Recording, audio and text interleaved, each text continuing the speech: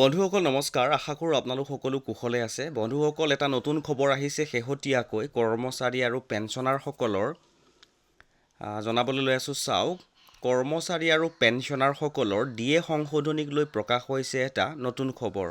বন্ধুসকল, আপোনালোকে ইতিমধ্যে কিছুমান ইনফৰমেশ্যন আগতে গম পাইছিলে যে বিভিন্ন কৰ্মচাৰী সংগঠনে কৰ্মচাৰীসকলৰ যিটো DA সেইটো 8th পে ৰিভাইজৰ সৈতে মাৰ্জ কৰিবলৈ তেওঁলোকে অনুৰোধ কৰিছিলে, আৰু এইখিনি সময়তেই এটা নতুন খবৰ ওলাইছিলে যে কৰ্মচাৰীসকলৰ DA হয়তো আৰু নতুনকৈ দিয়া নহ'ব, কাৰণ ইতিমধ্যে 8th পে ৰিভাইজ আৰম্ভ হৈ গৈছে।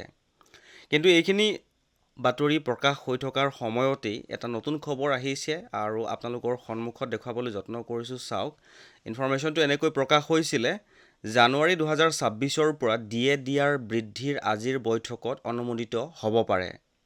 এটা গুৰুত্বপূৰ্ণ ইনফৰমেশ্যন, কেন্দ্ৰীয় চৰকাৰৰ কৰ্মচাৰী আৰু পেঞ্চনাৰসকলৰ বাবে আজি অনুষ্ঠিত কেবিনেট বৈঠকৰ ফলাফললৈ অধীৰ আগ্ৰহেৰে অপেক্ষা কৰি আছে। এই বৈঠকখন প্ৰধানমন্ত্ৰী নৰেন্দ্ৰ মোদীৰ সভাপতিত্বত অনুষ্ঠিত হৈছে।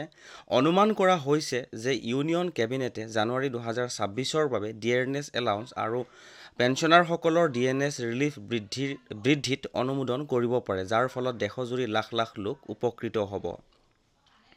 নিশ্চয়কৈ গম পাইছে, কৰ্মচাৰীসকলৰ DA ইনক্ৰিজ কৰাৰ ওপৰতহে জোৰটো দিয়া হৈছে, আৰু কৰ্মচাৰীসকলৰ যিটো DA সেইটো যি 8th পে ৰিভাইজৰ লগত মাৰ্জ কৰাৰ কথাটো ওলাই আছিলে, সেইটোৰ ওপৰত এতিয়ালৈকে কোনো নতুন ইনফৰমেশ্যন অহা নাই। বন্ধুসকল, এটা নতুন ইনফৰমেশ্যন পোৱাৰ লগে লগে আপোনালোকৰ সৈতে শ্বেয়াৰ কৰি দিলোঁ। যদি ইনফৰমেশ্যনটো ভাল লাগিছে তেনেহ'লে আপুনিও এবাৰ শ্বেয়াৰ কৰি